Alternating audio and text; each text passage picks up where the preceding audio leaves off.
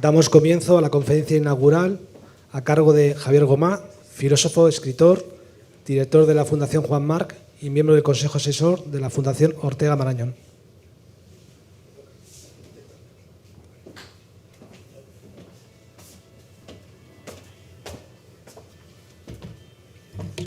Muy buenas tardes. Me ha destripado Pepe la conferencia. No habíamos hablado antes. Voy a hablar de algunas de las cosas que ha dicho Pepe. No voy a hablar de la cátedra porque soy el noveno que habla y ha habido 8 personas que han sabido dar razón, logondidonai, decía Aristóteles, dar razón de la cátedra. Han hablado el rector y la vicerrectora de la UNED. Han hablado de la fundación, la directora y el director del centro, de la cátedra Sicómoro, su presidente. Y ha hablado por parte de la propia cátedra nueva, ha hablado el director y el coordinador. También ha sido justamente mencionado Javier, el promotor de la cátedra, y que me pregunto por qué esta cátedra en realidad no se llama Cátedra Ortega San Martín, que quizá hubiera sido más apropiado. Y ha hablado Pepe, que me ha hecho una presentación estupenda y que uno de los escritos que yo he hecho sobre Ortega nace de una recopilación de los textos de Ortega, no sé si en la editorial Gredos, que tú hiciste y que me pediste el prólogo. Tú hiciste la introducción y la recopilación y tú me pediste el prólogo, y algo de eso voy a mencionar también. Entonces, distinguidas autoridades, distinguidos asistentes, solamente por mor de su cercanía, de un lado a la Fundación Ortega y de otro a mi corazón, quisiera mencionar a Juan Pablo Fusi, que ya nos une una vieja amistad. También quería mencionar, aunque fuera brevemente, a Juan Claudio de Ramón, es el coordinador de la revista, a Fernando Vallespín, su director, y a Andrés Ortega, con el nieto del que hoy nos convoca, que además él ha tenido conmigo, ese fue el primero que me invitó a escribir en el diario El País en finales del milenio anterior, no de este milenio, sino del anterior milenio, y que además tuve el placer de presentar una de sus excelentes novelas publicada en Galaxia, si no recuerdo mal. Bueno, mi función hoy, aparte de, por supuesto, larga vida a la cátedra y a sus promotores, que eso es lo más importante. Larga vida a este extraordinario proyecto, larga vida a la cátedra y a sus promotores. Mi función en este bello acto es dar una conferencia sobre Ortega y Gasset. Cuando hablo de mi propio pensamiento, normalmente hablo sin leer.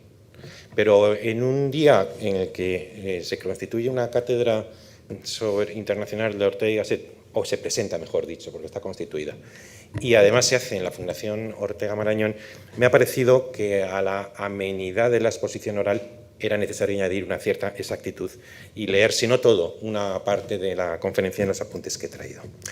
Vano sería el intento de añadir información sobre Ortega y Gasset que no sepan los especialistas en la obra del filósofo, y muchos de ellos están hoy aquí. Además, cuando vinieron la representación, esa diputación de 4 ilustres a mi despacho para proponerme esta conferencia, ya les dije que no profeso una beateria cultural, es decir, no leo filosofía arrodillado.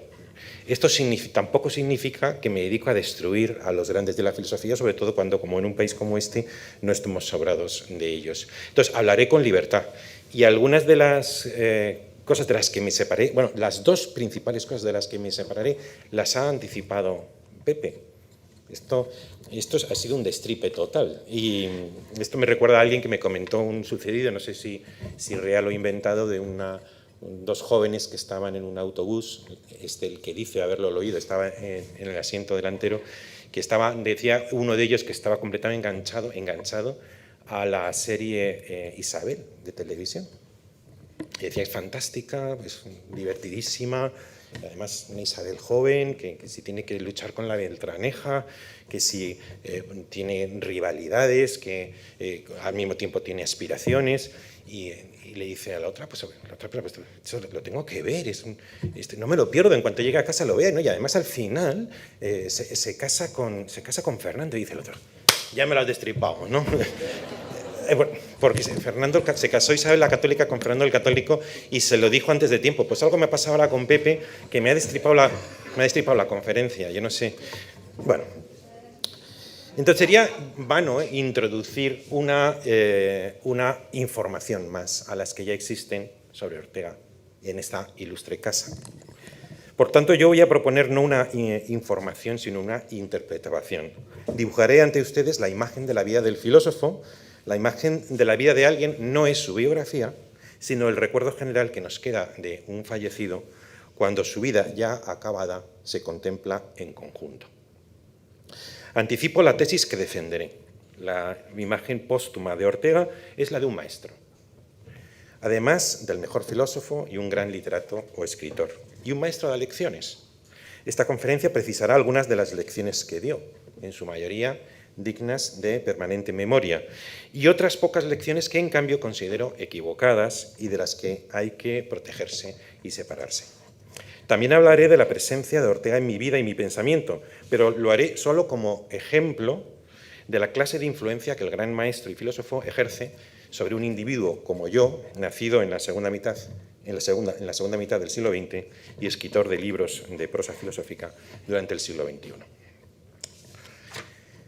Primer punto, relación biográfica con Ortega, unas notas. Ahora no voy a hablar, lo haré después, de la influencia de su pensamiento, sino de mi conexión privada con su figura. Cuando me plantean la socorrida pregunta, yo que he escrito tanto sobre los modelos y los paradigmas, de quién o quiénes han sido mis maestros, contesto siempre que el mayor maestro que he tenido ha sido la biblioteca de mi padre en casa. Mi padre tenía muchos libros, y aunque no era bibliófilo, sí era muy lector. Y cuando a partir de los 15 años me inflamé con muchas lecturas y terminaba a las 3 de la madrugada un libro y este me llevaba a otro que necesitaba ansiosamente y por encima del mundo, he aquí que me lo encontraba en uno de los 2 salones con estanterías de libros leídos por mi padre. Entre esos libros estaban las obras completas de Ortega y Gasset de la editorial Revista de Occidente, de Lomos Grises, editorial que según creo va a retoñar, si no me equivoco, El Espectador, con cubiertas elegantes de la antigua Biblioteca Nueva, muchos ensayos de Ortega en Austral y algunas ediciones raras, como una, recuerdo, de formato grande, como si fuera un folleto, de Europa Meditatio Quaedam. Nací en Bilbao en 1965 y con 8 años, en 1973, toda la familia se trasladó a Madrid. Pues bien, ya viviendo en Bilbao, o sea, durante esos primeros 8 años, veraneábamos en el Escorial. Pero cuando vinimos a Madrid, mis padres compraron un chalet en la falda del Monte Abantos, ya no solo los largos veraneos de la infancia, sino fines de semana, Navidad y Semana Santa, los pasábamos en el Escorial. Por si fuera poco, me casé con mi vecina del Escorial hace 30 años. Y hace 1 compramos un apartamento muy pequeño en el centro del pueblo llamada Plaza de la Cruz. Así que el Escorial pertenece por derecho propio a mi mitología particular. Pues bien, paseando por la principal calle del pueblo, Florida Blanca, donde está el teatrillo Carlos III, vi miles de veces la placa que recuerda que en esa casa, las conocidas Casas del Patrimonio Nacional, vivió Ortega y Gasset y escribió en 1914 su primer libro, Meditaciones del Quijote. Al parecer la tenían alquilada a sus padres y la habitó el filósofo un tiempo recién casado. En Meditaciones se refiere al monasterio como la cárdena mole ejemplar y en otro lugar nuestra gran piedra lírica. Y en otros textos de la época se refiere con agrado al paisaje escurialiense, la conferencia del Ateneo de 1915 titulada Meditación del Escorial y Azorín, Primores de la Vulgar, ambos textos luego reunidos en El Espectador. En otro orden de cosas, quiero referirme a cuando leí a Ortega por primera vez. Fue en la tercera década de la vida, en esa veintena cuando uno emprende normalmente la doble especialización, la especialización del oficio por el que uno se gana la vida y la especialización del corazón por la que uno funda una casa.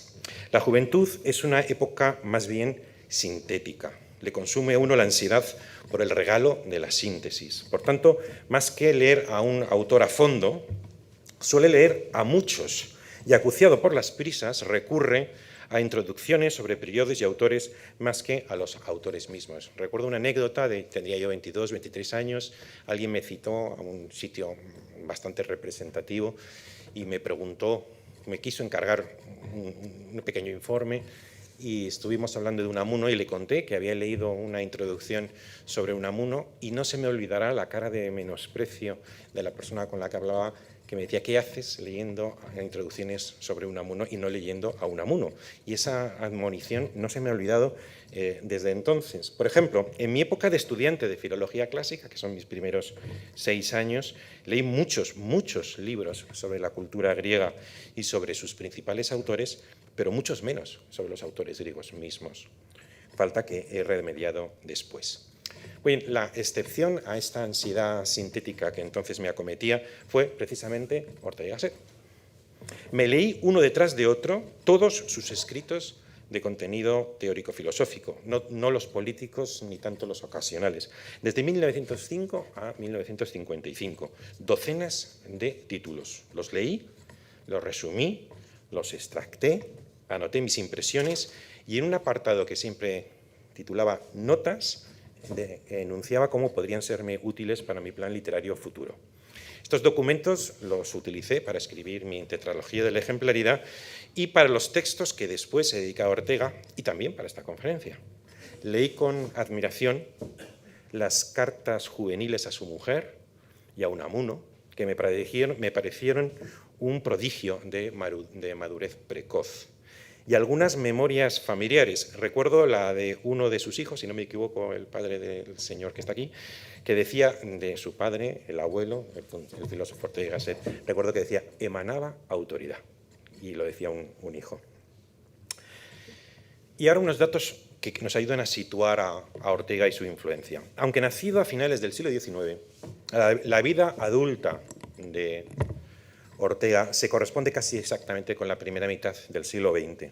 Esto quiere decir que en España fue contemporáneo de tiempos convulsos: monarquía, Primera Guerra Mundial, dictadura de Primo de Rivera, república, guerra civil, exilio, Segunda Guerra Mundial, dictadura de Franco, vuelta a España en terreno hostil como un espectro, muerte. El filósofo de la vida tuvo una vida, él mismo, conmocionada por gravísimos acontecimientos históricos en los que se involucró contribuyendo a la opinión pública con sus artículos, libros, conferencias y empresas culturales y periodísticas y fundando con otros un partido político, lo cual no le impidió componer 10 gruesos volúmenes que son un tesoro del pensamiento español. En comparación, por ejemplo, si hago la comparación del discurso de la vida de Ortega y la mía, yo nacido en 1965, fui 10 años más tarde contemporáneo de la transición y advenimiento de la democracia, fin de mi historia. Digamos, hay un gran contraste entre la vida de uno y la vida del otro. Y no solo Ortega produjo sus obras completas, sino que desplegó en el ámbito genérico de la amistad aristotélica, que no tiene nada que ver con la que después del romanticismo llamamos amistad, sino que son relaciones interpersonales en un sentido lato, desplegó, una inspiración irresistiblemente creadora, irradiando su talento a tantos que se rodearon en torno a él en la universidad, la tertulia, Revista Occidente, tantos proyectos y excursiones. Es difícil asomarse a una biografía de los grandes nombres de la generación del 98, Unamuno, Baroja, Zorín, y sobre todo del 14 o del 27, digo que es difícil asomarse a la biografía de algunos de ellos que no dedique esa biografía un capítulo entero o una buena porción de esa biografía a la relación del biografiado con Ortega y Gasset. Y una vez muerto, su influencia no se apagó, sino que al contrario se prolongó, no tanto en la academia, porque los departamentos de la filosofía de la universidad fueron mayoritariamente copados por los tomistas, aunque no faltaron libros sobre su pensamiento y síntesis sobre sus ideas, pero sí en otros departamentos distintos del de filosofía y en la clase de los intelectuales, unos que le habían conocido en su última etapa, otros a través de sus libros que se editaban en Argentina y luego en España, se declaraban discípulos de Ortega o en su estela, tanto en España historiadores, sociólogos, psicólogos, artistas, economistas, novelistas, como en el exilio, María Zambrano, Julián María, Sánchez Albornoz, entre otros muchos, como también en Latinoamérica. Ha sido mencionado por los ponentes anteriores la importancia de Latinoamérica, a la que por lo menos viajó en 3 ocasiones Ortega. Y luego, y sobre todo, la influencia que Ortega tuvo en muchos profesionales liberales de los años 50, 60, 70, que lo leían en casa y lo citaban y lo tenían a flor de labios, como mi padre, notario, que compró y leyó esas obras completas y otros libros singulares que me esperaban a mí en su biblioteca. Con la llegada de la democracia y como prueba de su prolongada influencia en el tiempo, se constituyó esta fundación, que hoy nos brinda su hospitalidad para este acto, siendo situada en estas magníficas instalaciones. Ha asumido la Revista de Occidente, administra su valioso archivo, puso en marcha la Revista de Estudios Orteguianos, la envidia de cualquier filósofo, cuidó de sus obras completas, editadas en Taurus, que son una joya incomparable de la filología, la filosofía y la edición profesional y moderna, y que puede competir con la de otros clásicos del pensamiento mundial, y ahora también el Centro de Estudios Orteguianos, que mantendrá viva, como ha dicho su director, la investigación sobre el pensamiento de Ortega. Muy bien. He defendido en otros lugares, entre ellos aquí mismo, en esta fundación, durante mi conferencia Tarde pero bien, que España ha mantenido históricamente una relación problemática con la modernidad. Una relación problemática con la modernidad. Se visualizó en la Guerra de Independencia, cuando la modernidad vino a España de la mano de un dictador invasor, Napoleón. España entonces se dividió en 2. Quien se declaraba a favor de la libertad y la modernidad era, en cambio, un afrancesado, es decir, un traidor. Y quien se declaraba a favor de España era, sin embargo, un antimoderno. Esta división interna en 2 acabó con la transición, que esa conferencia Tarde pero bien calificaba la transición como la mayoría de edad de España como país moderno. Pues bien, a Ortega le tocó vivir en el corazón de un tiempo en que esa escisión interna de lo español se polarizó y radicalizó tanto y alcanzó tal grado de violencia y crueldad que desembocó en una incívica guerra civil, es decir, en una experiencia antimoderna por antonomasia. Reducir la riqueza de los puntos de vista a solo 2, simplificados, influyentes, infantiles, excluyentes entre sí, un bando u otro bando, era una necesidad antivital y antifilosófica. Sin embargo, la necesidad de elegir posición entre 2 bandos era, en aquel entonces, cuestión de vida o muerte. La Guerra Civil Española fue una orgía de barbarie, que se fue gestando en los decenios anteriores y que culminó en una dictadura por parte de la mitad vencedora. Y una dictadura es un régimen político que convierte a todos los ciudadanos instantáneamente en súbditos menores de edad.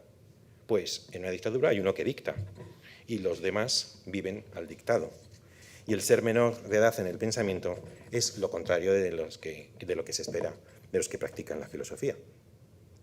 Este contexto polémico, fratricida, tan contrario a la amistad filosófica y estremecido, una gestación del conflicto en la monarquía, guerra civil y dictadura, ayuda a entender lo absolutamente excepcional que es la imagen de la vida de Ortega. Ortega fue más cosas, pero a mi juicio fue de manera mente un maestro. No me refiero a que fue un buen profesor, que también. No, me refiero a que fue maestro de un país entero. Ortega fue para España lo que fue Goethe para Alemania o Rousseau para Francia. Alguien que enseña a una nación entera a pensar y a sentir de manera correcta. Esto significa que en tiempos de barbarie, Ortega fue un factor civilizador de un país escindido, caído en la desgracia fratricida. No solo enseñó cómo pensar a un pueblo, sino también cómo sentir, lo que en mis libros llamo visión culta y corazón educado. En tiempos de guerra incivil fue un pensador hondamente cívico. En tiempos oscuros fue la personificación de las luces de la Ilustración. Su pensamiento y su persona en general, su instalación en la vida, como él diría, convida al amigo que lo conoció por experiencia y al lector que lo conoce por los libros a ser ciudadano maduro, socializado, inteligente, responsable, y aporta en sus escritos un arsenal de razones bellas y convincentes a favor de la civilidad y en contra de la barbarie. Cuando alguien como Ortega frecuenta salones, buena sociedad, damas y caballeros inteligentes y refinados, tertulias literarias, cuando tiene esas costumbres, uno aprende a comportarse en compañía de los otros y tiene eso que se llama mundo. Abandona las ensoñaciones irresponsables de los solitarios y se esfuerza por brillar en sociedad con propuestas razonables y colaborativas. Por eso, si un día el mundo despertara nietzscheano o heideggeriano, si amaneciera habiendo llevado a la historia los postulados teóricos de Nietzsche o de Heidegger, el mundo sería peor, sería más invivible, oscurecido por una poco compasiva voluntad de poder o una pulsión irracional de resabios antiliberales y antidemocráticos. En cambio, si una buena mañana el mundo amaneciera más orteguiano, sería más sociable, sería más mundano, más amistoso y más civilizado. Volvamos a la relación problemática de España con la modernidad. A lo largo de su historia se verifican al menos tres grandes ausencias en nuestro país. Ausencia de grandes empresas y empresarios, ausencia de una ciudadanía madura titular de derechos y ausencia de un sujeto autoconsciente que produce un pensamiento a la altura de la nueva subjetividad moderna. Eso lo desarrollo en esa conferencia Tarde pero bien, que hoy está en mi libro Dignidad. Respecto a esto último, el pensamiento, la autoconciencia generadora de pensamiento, la contribución de España a la historia del pensamiento europeo moderno es casi inexistente. Este fue el tema que hizo estallar la famosa polémica de la ciencia española a finales del siglo XIX. Una frase incidental de Gumersindo de Azcárate fue contestada por un jovencísimo Menéndez Pelayo y luego intervinieron krausistas y escolásticos. Menéndez Pelayo reunió sus artículos en La Ciencia Española y continuó sus investigaciones en Historia de los heterodoxos españoles y en Historia de las ideas estéticas en España. El impresionante, quien algún día se asoma a esos libros, que, entre otras cosas, están maravillosamente bien escritos.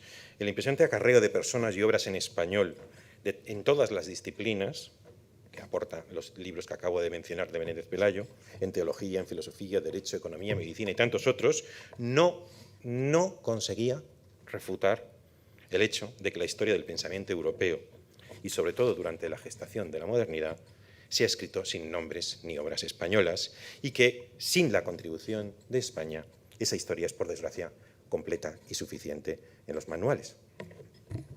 De hecho,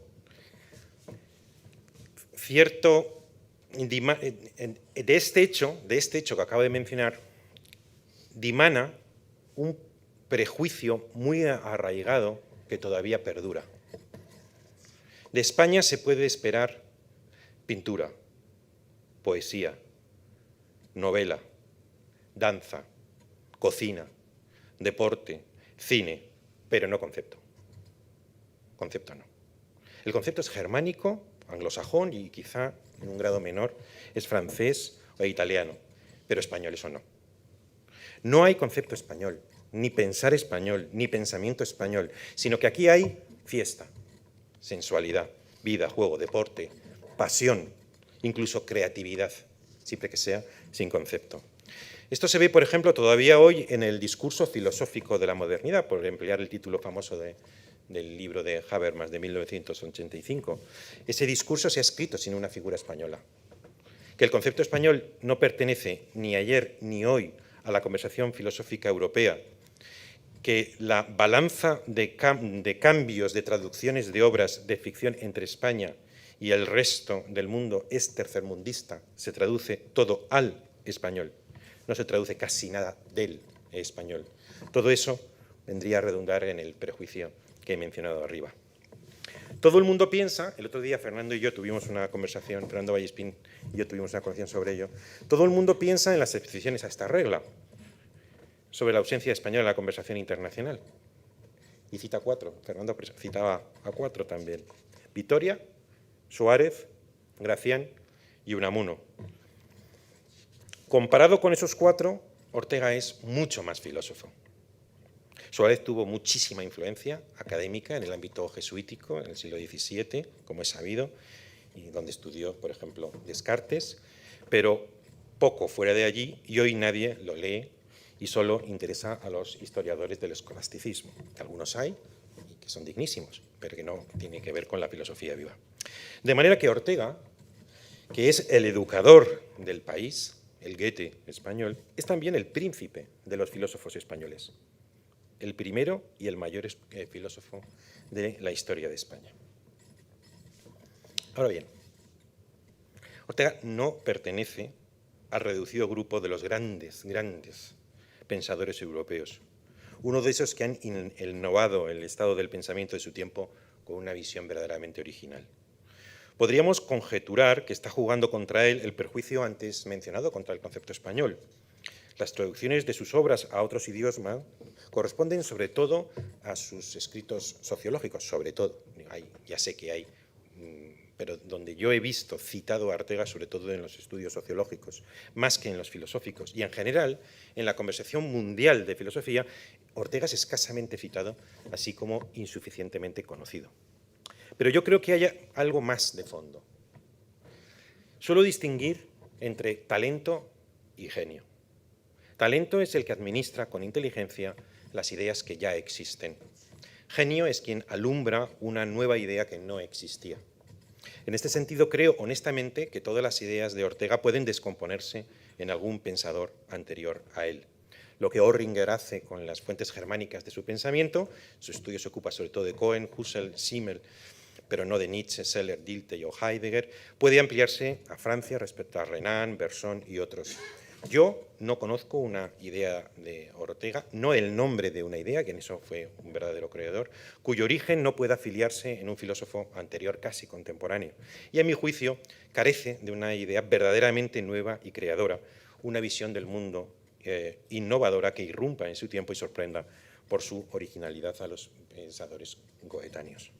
Ahora bien, el modo en que Ortega usa esas ideas ya existentes es portentoso, una obra maestra de la inteligencia.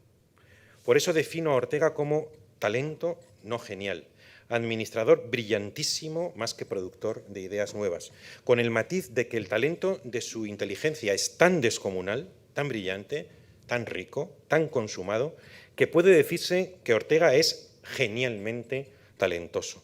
La inteligencia más grande de la historia de la literatura de España y una de las mayores de la historia de Europa, de modo que, aunque no pertenece, a mi juicio, al grupo de los 20 o 30 pensadores más grandes de todos los tiempos, lidera, en mi opinión, el grupo siguiente.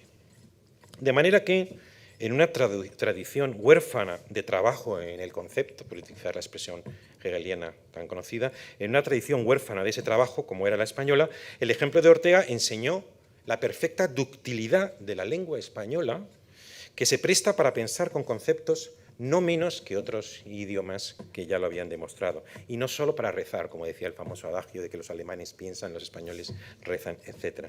Y además Ortega, con su prosa literaria, demostró cómo los conceptos más hondos de su filosofía pueden expresarse en nuestro idioma no solo con exactitud, sino con belleza y con elegancia. Vuelvo a la polémica de la ciencia del siglo XIX.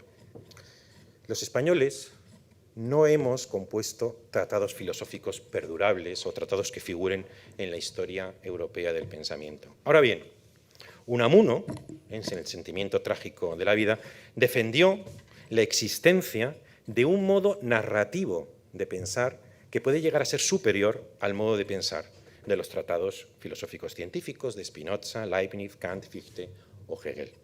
Unamuno cita, como ejemplo de este modo narrativo no científico de pensar, el romancero, las coplas de Manrique, las canciones de Juan de la Cruz, el teatro de la Celestina y la vida es sueño de Calderón, o dos de los inventos que regaló al mundo la España del Renacimiento. La novela moderna, con Cervantes, y el ensayo, con Vives, Guevara o Fray Luis.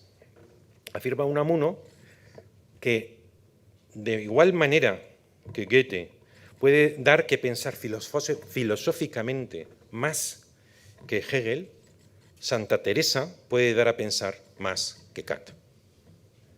En este sentido, el de una filosofía no contenida en tratados sistemáticos, sino derramada en obras literarias que generan pensamiento filosófico, en este sentido España, de ser una potencia marginal, se convierte en campeona del mundo de la filosofía.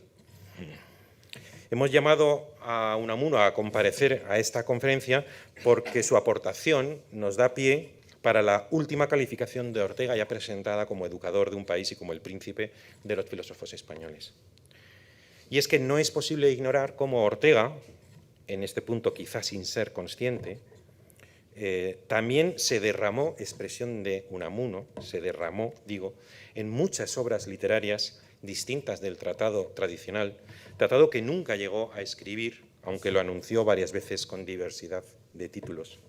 Alguien, quizá Javier Echeverría, que está aquí, ha hecho una maravillosa edición de la idea del principio en Leibniz. Alguien podría pensar que este libro es ese mamotreto de que él abjuró, pero que luego pensó que tenía que escribir. Pero para mí no lo es, aunque estimo muchísimo ese libro, lo estimo muchísimo, pero para mí no es ese tratado científico que echamos de menos en el pensamiento español, porque es póstumo, porque se quedó sin terminar en el exilio y porque lo que ha quedado es más un libro brillantísimo de historia de la filosofía que un tratado original de filosofía. En ese sentido, Ortega continúa una gloriosa tradición española de una filosofía literaria. Su obra completa aparece fragmentada en centenas de artículos periodísticos, ensayos cortos, panfletos, revistas, cursos universitarios, conferencias públicas, suscripciones. De modo que Ortega, además de expositor brillante de conceptos sustantivos, es poseedor de un grandísimo estilo literario, uno de los más perfectos de su tiempo. Así que con toda justicia merecería haber obtenido el Premio Nobel de Literatura, como en su tiempo lo obtuvo Bersón. Como he anticipado al principio de esta conferencia, voy a hablar de mi caso, pero solo como un ejemplo de la continuada influencia de Ortega en un escritor de prosa filosófica del siglo XXI. No estamos tan sobrados de figuras de su magnitud en la tradición española como para prescindir de él. Por eso decidí conversar con él en pie de igualdad con otros grandes pensadores del pensamiento europeo en los 3 primeros libros de mi tetralogía de la ejemplaridad, que suelo dividir entre teorema de la experiencia y de la esperanza. Y los 3 primeros se dedican a la experiencia y solo el último a la esperanza, sobre la que, entendida como supervivencia de lo humano más allá de la muerte, sobre lo que tanto habló Unamuno, pero sobre lo que Ortega no habló. Bastará con todos los temas menos uno, bastará con todos los temas menos, bastará con que en todos los temas menos en uno, que desarrollaré más extensamente, si me limite a enunciar los aspectos del pensamiento de Ortega en los que me reconozco y que han representado para mí un modelo digno de imitación. Todo filósofo es creador de unas cuantas palabras, de unos significados y de unas metáforas. Todo filósofo, todo literato, confecciona un diccionario propio. Pues bien, Ortega es acuñador de palabras perdurables que han quedado entre nosotros: realidad radical, razón vital, histórica, etimológica, generación, circunstancia, alteración, ensimismamiento, vocación, empresa, ser ejecutivo, ejemplaridad, vulgar y tantos otros. Aparte, Ortega es un pensador cívico, porque es constructivo, humanístico, es decir, siempre a favor de lo humano. Ortega es apolíneo, es solar, emana alegría de vivir. Para él la vida es digna de ser vivida y la naturaleza humana posee grandes posibilidades. Ortega es filósofo mundano. En él la verdad está unida a la belleza y a la emoción. Practica la difícil amenidad del pensamiento, mostrando que la mejor filosofía, como obra literaria que verdaderamente es, a mi juicio, puede entretener tanto como una novela o como una película. Se explica con gracia, con canto, con encanto, y se esfuerza por seducir al lector o al oyente. Usa conceptos bien recortados y, en cuanto a la forma, claridad y elegancia del estilo. A Ortega todo el mundo lo entiende y sus ensayos están al alcance de todos los entendimientos, aunque su estilo, tan rico y tan lujoso, acusa a veces un tono declamatorio muy siglo XIX y poco siglo XXI. Ahora debo hablar de la inspiración decisiva que significó para mí Ortega cuando me desvivía por dar forma a mi tetralogía de la ejemplaridad, todavía sin escribir entonces. Estoy hablando de mis primeros 30. El centro de mi visión filosófica es el universal concreto. Es decir, la intuición de que lo concreto puede poseer universalidad. Ese concreto que posee universalidad, ese concreto se llama ejemplo. Y eso que es universal de lo concreto se llama ejemplaridad. Yo quería contar esta intuición poderosa que había tenido muy tempranamente y que lleva muchos años gestando. Esa idea nueva, el universal concreto, está en el primer párrafo de mi primer libro, Imitación y experiencia, publicado en 2003. Y 20 años después es el contenido central de mi último libro, citado por Pepe, de 2023, titulado precisamente Universal concreto. Pero a mi intento de razonar y de pensar un universal concreto se oponía un problema gravísimo que parecía insuperable. Toda la tradición filosófica, desde Parménides hasta enteramente el siglo XX, y diría que los primeros decenios del siglo XXI también, se ha desarrollado dentro del paradigma lingüístico. Y cuando durante el siglo XX la tradición filosófica lingüística entró en una profunda crisis, las salidas a las crisis se encontraron dentro del giro lingüístico. El pragmatismo, la fenomenología, la hermenéutica, la filosofía analítica, la filosofía crítica, el estructuralismo, el postestructuralismo, la acción comunicativa, etcétera, etcétera.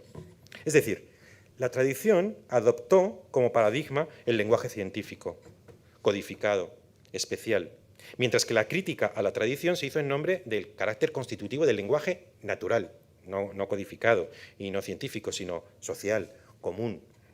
Es decir, la historia de la filosofía se había hecho primero en el lenguaje codificado, después del giro lingüístico en el lenguaje natural, pero siempre antes y después del giro dentro del paradigma lingüístico.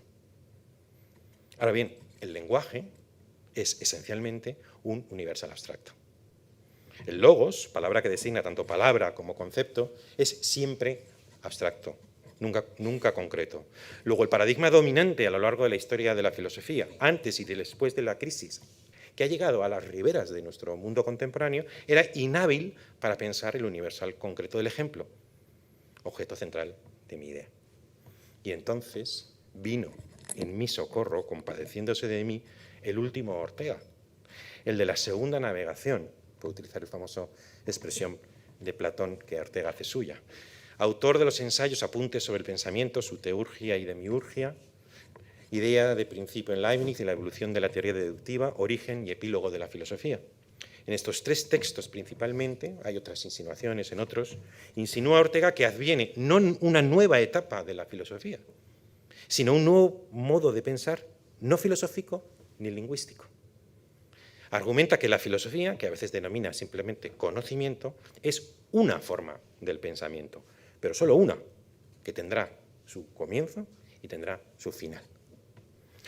Como nuevo contexto favorable a un universal concreto, leí con emoción líneas como las que voy a leer ahora, que señalan posibles formas de pensar fuera del universal abstracto del lenguaje.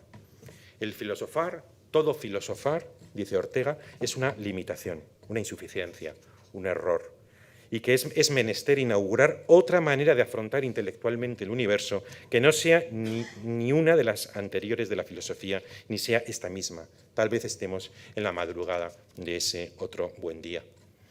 Sostiene que la filosofía asiste a su propio acabamiento y a sustitución por otras formas, como la oración, el amén, que se contrapone al eceia griego.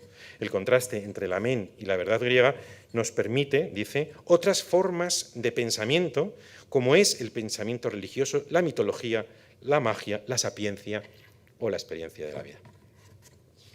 En cuanto a la experiencia de la vida, en su ensayo Goethe in Weimar de 1949, dice, es increíble, algo lo ha dicho Pepe antes, es increíble, pero el caso es que no existe ningún libro que lleve este magnífico título, Experiencia de la vida, por lo que existe el deber filosófico de reflexionar científicamente sobre este hecho enorme e infinitamente jugoso. Como es sabido, Tampoco él cumplió ese deber filosófico pendiente y no escribió nada sobre ese hecho enorme e infinitamente jugoso. Pero mi primer libro, Imitación y Experiencia, que al final se acortó, porque el título inicial era Imitación y Experiencia de la Vida, expone en su primer capítulo, de la mano de Ortega, el fin del paradigma lingüístico y el contexto para una forma no lingüística de pensar, como es en mi caso, la que permite por primera vez pensar el universal concreto del ejemplo. Y después el libro emprende, a lo largo de su largo desarrollo, 3 intentos de definir el concepto de experiencia de la vida como el saber no conceptual, un saber parecido a un sabor, que produce la acumulación vivencial de ejemplos llenos de significado para quien los experimenta. Ahora viene la parte en la que me separo del maestro. Debo decir que hay 2 lecciones del pensamiento de Ortega de los que hube de separarme. Aunque Ortega fue un hombre alerta como pocos, avizor de los cambiantes signos, centinela de la historia, lúcido diagnosticador de los temas de nuestro tiempo, fue miope, como él mismo diría, a 2 temas que hoy forman parte central del discurso moderno, la igualdad y la finitud. Construir una teoría de la ejemplaridad igualitaria exigía someter a Ortega a crítica, y desarrollé esa crítica en cuanto a la igualdad, en Imitación y Experiencia y Ejemplaridad Pública, y en cuanto a la finitud, en un capítulo de Ingenuidad Aprendida. Crítica al aristocratismo.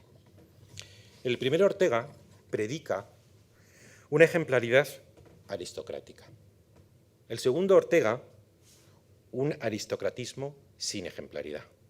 La aristocracia es lo que permanece en su pensamiento, mientras que la ejemplaridad es adventicia.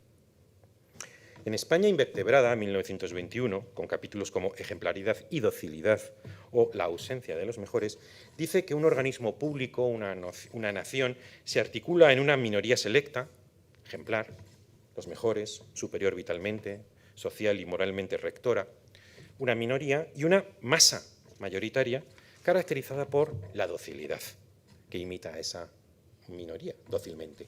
Este dualismo, que diferencia entre 2 clases de personas, una minoría superior y una mayoría inferior, recuerda la moral de los amos y la moral de los esclavos de Nietzsche, en la que el español se inspiró.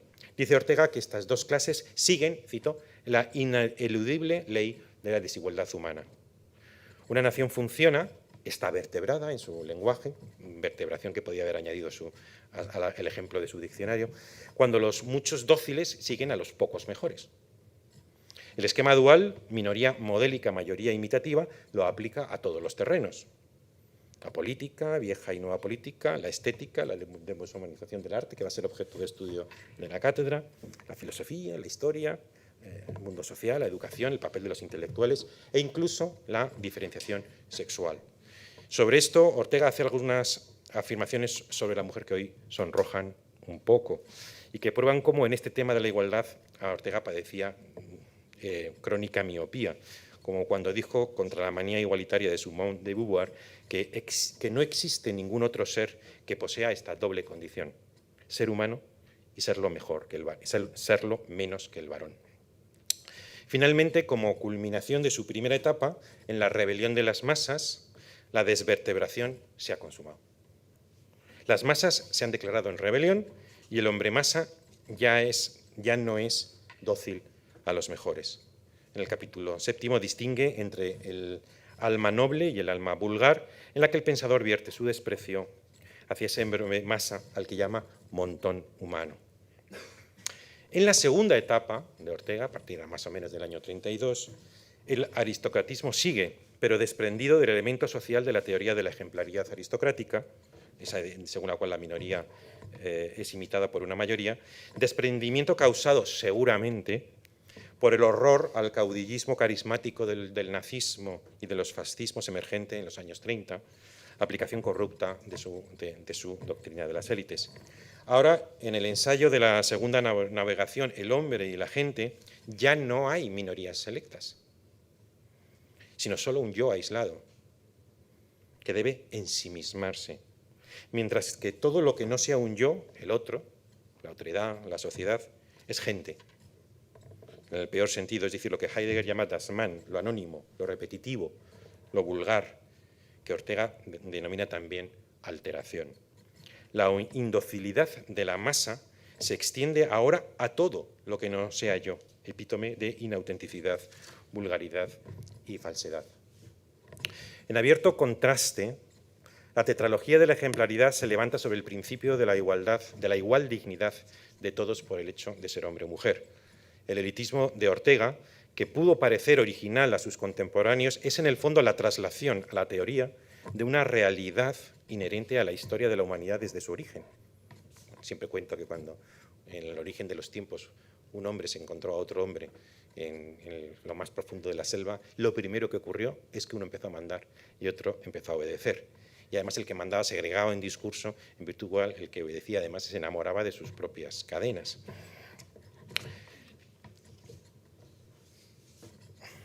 El elitismo de Ortega, digo que la traslación es... El elitismo de Ortega, repito, es en el fondo la traslación a la teoría de una realidad inherente a esa historia de la humanidad desde su origen, la desigualdad, la jerarquía, la sociedad dividida en los pocos y privilegiados y los muchos inferiores. Pero este dualismo desigual iba a ser barrido por la ola imparable, contemporánea históricamente a Ortega, de la dignidad igualitaria, alumbrada colectivamente en el siglo XX sin autor conocido, bandera de todas las principales transformaciones de la pasada centuria. De modo que Ortega teorizó en realidad el canto del cisne de una teoría de las élites desiguales poco antes de su desmentido por los tiempos, que pasaron aceleradamente del liberalismo elitista decimonónico a la democracia igualitaria del siglo XX. Cundió un sentimiento colectivo en el mundo occidental que resumió el Juan de Mairena, el personaje de Antonio Machado, cuando escribió: recordad el proverbio de Castilla, nadie es más que nadie. Esto quiere decir cuánto es difícil aventajarse a todos, porque por mucho que un hombre valga, nunca tendrá valor más alto que el de ser hombre. Nada hay por encima de la dignidad única y universal, que no se desgasta nunca y se mantiene en una eterna primavera. Las determinaciones que antes, la vitalidad, la cultura, la superioridad moral, la experiencia, el dinero, la cuna, la educación, incluso la virtud, digo que en el pasado dieron lugar a dignidades plurales, unos arriba y otros abajo, cayeron y se convirtieron en accidentes de lo único que importa, la única dignidad común a todos y en la misma proporción. La raya que antes separaba en la sociedad entre la minoría y la mayoría, entre la ejemplaridad de los primeros y la vulgaridad de los segundos, esa raya que se dibujaba en la sociedad ahora se ha desplazado al corazón de todos los ciudadanos. No hay masas, hay muchos ciudadanos, y cada uno de ellos llamados a la ejemplaridad, cuya virtud no es la docilidad, sino la común ciudadanía, la mayoría de edad, ilustrada, digna y ejemplar. Por tanto, si la finalidad de la tetralogía de la ejemplaridad era proponer una ejemplaridad igualitaria basada en la misma dignidad de todos los ciudadanos, debía separarse radicalmente de este postulado de Ortega, quien nunca vio la belleza, la justicia y la verdad de la igualdad íntima a todos los que simplemente vivimos y envejecemos. No sintió su belleza ni su grandeza, no comprendió el progreso moral y civilizatorio que esa dignidad igualitaria ha significado. La tetralogía redefine la vulgaridad como un estadio positivo, actual, que es en mi libro universal concreto lo defino como el estado actual de la cultura. La vulgaridad no redefine la vulgaridad como un estadio positivo de la realización histórica del principio igualitario en dirección no a la minoría selecta, sino, término esencial en la parte pragmática de mi obra y figura como titular de un capítulo de Universal concreto, la sustitución de la minoría selecta por la mayoría selecta, que sería el ideal de una sociedad igualitaria. Esto respecto a la primera separación. Y respecto a la segunda, ya me precipito hacia el final y podremos brindar por la cátedra con un vino. La segunda crítica es a su teoría de la vida. El vitalismo orteguiano, al dejar a la espalda y fuera de su pensamiento un elemento intrínseco a la vida humana, como es su mortalidad y su finitud, volatiliza el meollo mismo del objeto del estudio central en su pensamiento y deja, a mi juicio, inconclusa su filosofía. Pues, y esta es mi tesis, vida humana es vida mortal. La contingencia se dice de dos maneras.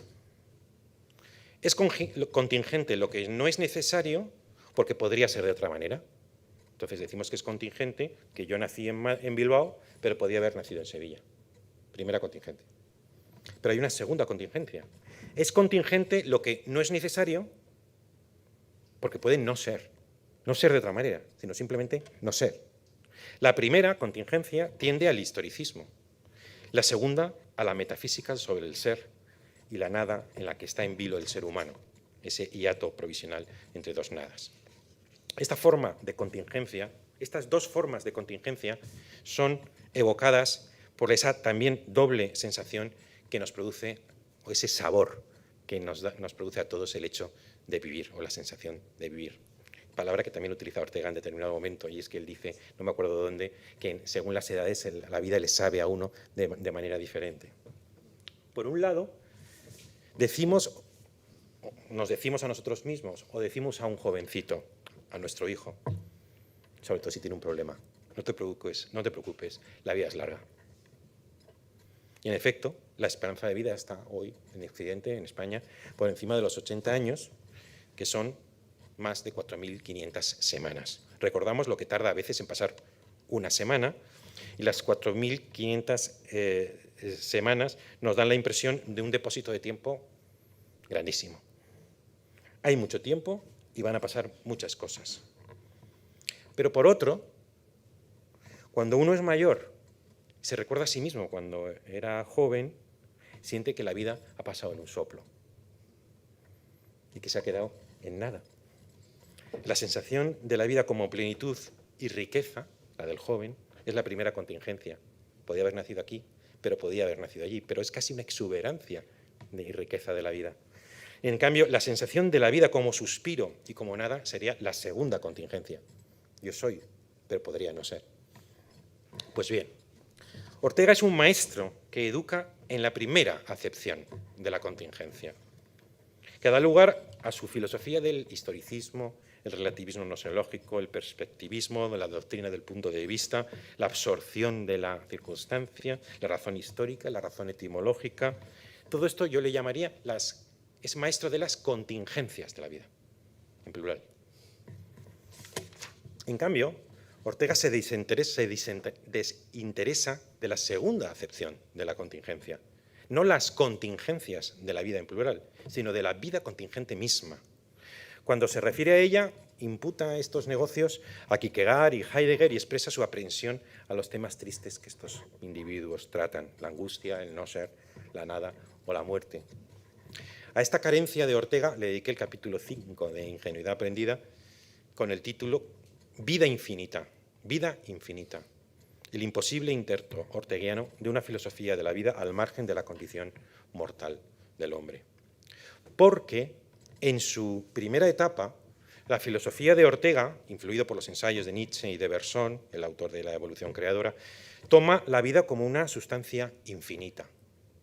La vida es para el filósofo un venero que emana interminablemente, como las emanaciones del uno en Plotino. La vida es lujo, deporte, juego, aventura, afán, quehacer, empresa, hazaña, destino. Hace suya la consigna deportiva de estar en forma. Es una pena porque creo que se ha ido Lucía, y tenía aquí una nota para Lucía, y es que propongo, bueno, se lo haré aquí a Fernando, que está en el Patronato, está en la Revista de Occidente y está en todos los sitios. Propongo que este estar en forma de Ortega sea el lema de esta fundación, o al menos de su futura cafetería, que me dicen que está en marcha, porque forma es acrónimo de la Fundación Ortega y Marañón. Así que estar en forma significaría estar en esta fundación o en su cafetería. No me digáis que es más bonito que lo de formo. ¿Cómo le llama ahora? Yo diría, ¿a dónde vas? A estar en forma. Y es lema orteguiano que podría presidir esta fundación, forma, o por lo menos empezamos con la cafetería. Quedo con alguien para estar en forma. Estar en forma, siguiendo a Ortega, es necesario para asegurarse una vida saludable. Estamos en la primera contingencia. Y la vida saludable es vida jovial, jocunda, gozadora, vivida con alegría creadora, que dice un sí incondicional a la vida y aspira a habitar a vivir con plenitud y perfección. Vivir es vivir más, pero también más vivir, vida ascendente. Sus libros, los de Ortega, son una corriente de panvitalismo desafiante y expansivo, sobreabundancia y desbordamiento, dice literalmente. Vivir es crecer ilimitadamente. Cada día es un ensayo de expansión hacia el infinito. He aquí la apoteosis de positividad ontológica sin mezcla de negatividad del primer Ortega. Panvitalismo ebrio, borboteante y dionisíaco de la primera época de Ortega asume en la segunda una tonalidad nueva que retoca la primera, pero sin corregirla del todo. El segundo Ortega define la realidad como resistencia, la vida como desorientación, el hombre como forastero, emigrado, desterrado, coincidiendo con su decepción política, la guerra civil, los hijos en el frente, el exilio, la guerra mundial, la dictadura. Ya no habla, como antes, de absorber la circunstancia, sino de luchar dramáticamente con ella por parte de ese ser indigente y menesteroso que es ahora el hombre. Pero esta nueva posición, he aquí el meollo del asunto, no le lleva a una meditación sobre la mortalidad, sino a una disolución de la sustancia en el relativismo, el historicismo, la razón narrativa, las contingencias, en plural, de la vida. La hostilidad de las circunstancias, sobre la que tanto insiste en los escritos de esta época, es finalmente domesticada, humanizada y vencida a través de tres eficaces expedientes de salvación: la cultura, la técnica y la vocación. La resistencia de la realidad acaba cediendo al voluntarismo del yo, proyectado en la aventura, la empresa y el proyecto. La resistencia, que es como define Ortega a la realidad, pero lo había definido antes Max Scheler, la resistencia, lo que se resiste a tu deseo, es para Ortega un plinto, un trampolín que nos ayuda a saltar todavía más arriba. Tenemos una resistencia que se opone, pero que no nos domina, sino que saltamos sobre ella acrobáticamente. En la raíz de la vida hay, junto a la nada y la angustia, como concesión a los tristes de Kierkegaard y Heidegger, junto a la nada y la angustia hay una infinita alegría deportiva. En resumen, incluso en su segunda época prevalece su optimismo ontológico, y usando un adagio renacentista que ha dado mucho que hablar en determinados tratados comunitaristas que han estado pues, en boga en los últimos años. En Ortega, la virtud vence a la fortuna. La virtud vence a la fortuna. La filosofía de Ortega desconoce que el malestar forma parte de la condición moderna. Un malestar que acompaña esencialmente al sujeto moderno, desgajado y emancipado de la anterior cosmovisión premoderna. Un sujeto que sufre una paradoja doliente, nunca superada, el saberse dotado de una dignidad infinita, pero estar abocado a la indignidad del cadáver, la cosificación de la dignidad. De ahí el ennui, el spleen, el descontento que acompaña siempre a la modernidad. De ahí su angustia, su horror a la nada, la búsqueda del sentido de la vida. El concepto de sentido de la vida es moderno, porque durante milenios nadie necesitó saber cuál es el sentido de la vida porque era evidente por la posición que ocupaba y por la ordenación de la realidad que ofrecía la cosmovisión a la que pertenecía. De ahí el horror a la nada de la modernidad, la búsqueda en la modernidad del sentido de la vida, la constante meditación del cadáver, pues anticipa el sujeto moderno el único hecho seguro en esa proyección o futurición que el propio Ortega predicaba como propio del ser humano, pero que en esto él mismo, Ortega, desertó. El hecho seguro y cierto de la propia muerte, hecho que no se puede ignorar, que nadie ignora, pero a la que la filosofía de Ortega cerró los ojos. Ese malestar es inherente al sujeto moderno en todos los casos. Siempre. Desde que empezó la modernidad vemos las representaciones del sujeto en los cuadros románticos de finales del XVIII, principios del XIX, hasta la música que brota con la nueva conciencia de la subjetividad, siempre es una autoconciencia doliente. Por tanto, es inherente a la condición moderna ese malestar. Pero es que luego, en la realidad de las cosas, la mayoría de las vidas, humanas, de hecho, son incompletas, insatisfechas, cuando no rotas, truncadas, malogradas, aplastadas por condiciones sociales, económicas, psicológicas, adversas. Pensemos que Ortega fue contemporáneo de las decenas de millones de muertos en las guerras mundiales y de las muertes y exilios de tantos amigos y compañeros en la guerra civil. Ortega no habla de la vida de los hombres reales, sino de la vida de los dioses del Olimpo. El olimpismo orteguiano, que dijo la vida no tiene principio ni fin, tiene algo sobrehumano. No es el maestro que nos enseña a ser mortal. Quizá la ceguera ante la condición mortal del humano tenga que ver con la primera ceguera, que su olimpismo provenga de su aristocratismo y que le permite sobrevolar la realidad y que en su caso no pensar la igualdad le llevó a no pensar la mortalidad. La conciencia de la mortalidad nos proporciona conciencia también de la grandeza y tragedia de nuestro destino, que en Universal Concreto, en la parte dedicada a la poética, explico por qué considero que el destino humano es un destino sublime. Esa incomprensión arteguiana a nuestro destino mortal y trágico quizá le privó de ese hálito de esos otros clásicos del pensamiento occidental. Es verdad que Ortega no tuvo oído para lo grandioso, lo sublime, lo indecible, para eso que Rudolf Otto denominó lo luminoso.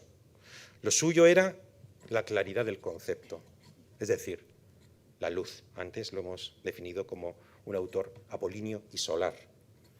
Claro, pero si lo suyo era la claridad del concepto, es decir, la luz, como consecuencia no exploró las zonas no soleadas, las zonas sombreadas, las zonas oscuras, las zonas no urbanizadas de la vida humana, lo oculto, lo mistérico, lo indecible, lo místico que hay en la existencia humana.